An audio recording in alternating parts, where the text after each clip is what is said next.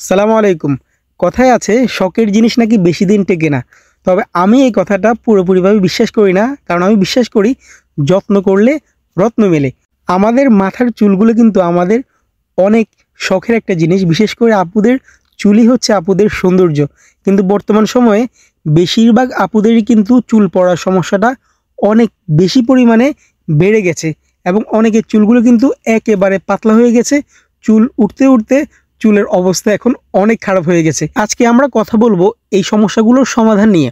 কিভাবে, কোন পদ্ধতিতে আমরা কি প্রোডাক্টগুলো ইউজ করার মাধ্যমে আমাদের এই সমস্যাগুলো কিছুটা হলেও আমরা ইমপ্রুভ করতে পারি, চুল পড়াটা কিছুটা হলেও বন্ধ করতে পারি, সেটা নিয়ে কিন্তু আজকে কথা বলবো। তাই ভিডিওটা অবশ্যই শেষ পর্যন্ত দেখতে হবে। এই 3-4 মিনিটের ভিডিও আপনার আশা করি অনেক বেশি উপকারে আসবে। শুরুতেই আমরা দুইটা প্রোডাক্ট নিয়ে কথা বলবো। একটা হচ্ছে সিসা তেল এবং ইন্দুলেখা তেল। এই দুইটার ব্যবহার কিন্তু সম্পূর্ণ আলাদা। আপনারা অনেকেই ভুলভাবে ইউজ করার ফলে এই ভালো ভালো প্রোডাক্টগুলোর বেনিফিটটা কিন্তু সঠিকভাবে আপনারা পান না, কারণ আপনারা যেটার জন্য যেটা ইউজ করার কথা ওইটা না করে উল্টোটা করেন। শুরুতেই আসি সীসা তেলটা নিয়ে। আপনারা অবশ্যই ইন্ডিয়ানটা ইউজ করবেন এবং এটার বেনিফিটগুলো হচ্ছে, এখানে অনেক কিছু বেনিফিট লেখা আছে, তবে সবগুলো বেনিফিট আসলে আপনারা পাবেন না। যাদের চুল পড়ার সমস্যাটা কম এবং যাদের চুল ছোট তার কিন্তু এই সীসা তেলটা ইউজ করবেন, কারণ এই তেলটা ব্যবহার হয় মূলত চুলের লম্বা করার ক্ষেত্রে। চুল যাতে লম্বা হয়, চুল দেখতে যাতে বড় দেখা যায় এবং চুলের গোড়া কিছুটা মজবুত করে, এই সীসা তেলটা এটার প্রধান কাজ হচ্ছে চুলগুলোকে লং করা, মানে লম্বা করা। যাদের চুল পড়ার সমস্যা রয়েছে তারা কিন্তু এটা ইউজ করবেন না। এটা করবেন যাদের চুল পড়ার সমস্যা কম কিন্তু তারা চাচ্ছেন যে চুলটা আর একটু বড় হোক, আর একটু লম্বা হোক, আর একটু ঘন হোক, তাদের জন্য হচ্ছে এই সীসা হেয়ার অয়েলটা। আমি আবারও বলছি, অবশ্যই ইন্ডিয়ানটা ইউজ করবেন। আমি যেটা দেখাচ্ছি এটা কিন্তু বাংলাটা, খেয়াল রাখবেন বাংলাটার চাইতে ইন্ডিয়ানটা অনেক ভালো। বাংলাটায় প্রপার বেনিফিটটা আপনারা কিন্তু কখনোই পাবেন না। এবার আসি ইন্দুলেখা তেলটা নিয়ে। ইন্দুলেখা তেলটা কিন্তু সীসা তেলের চাইতেও দামে একটু বেশি। এটা বেশিরভাগ সময় ইন্ডিয়ানটাই পাওয়া যায়, বাংলাটাও কিন্তু এখন মার্কেটে পাওয়া যায়। তবে আপনারা চেষ্টা করবেন অবশ্যই ইন্ডিয়ান ইন্দুলেখা তেলটা ইউজ করার জন্য।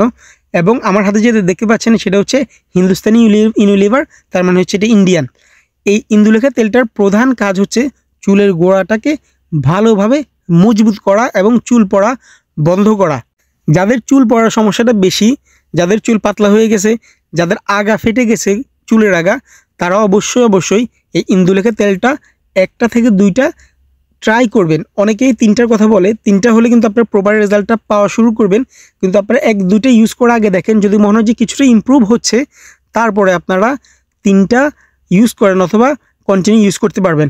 তবে এগুলো লাগানোর নিয়মটা আমি আপনাদেরকে বলে দিচ্ছি। সীসা তেল অথবা ইন্দুলেখা তেলটা সপ্তাহে প্রথম অবস্থায় 3 থেকে 4 বার সপ্তাহে, এবং আস্তে আস্তে এটা কমিয়ে দিবেন। যেমন প্রথম 2-3 সপ্তাহে 3 থেকে 4 বার লাগাবেন, তারপর থেকে সপ্তাহে 3 বার, তারপর থেকে সপ্তাহে 2 বার, এইভাবে করে লাগাবেন। যখন দেখবেন যে চুল পড়া কিছুটা বন্ধ হচ্ছে তখন আস্তে আস্তে কমিয়ে দিবেন এবং রেগুলার যে তেলগুলো ইউজ করেন সেগুলো কন্টিনিউ করবেন। বিশেষ করে গন্ধযুক্ত যে তেলগুলো আছে সেগুলো অ্যাভয়েড করার চেষ্টা করবেন, কারণ ওগুলোতে চুল পড়ার সমস্যাটা দেখা দেয়।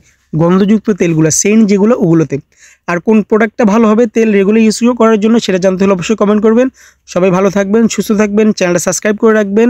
কোনো প্রোডাক্ট সম্পর্কে জানতে চাইলে কমেন্ট করে জানাবেন। আল্লাহ হাফেজ।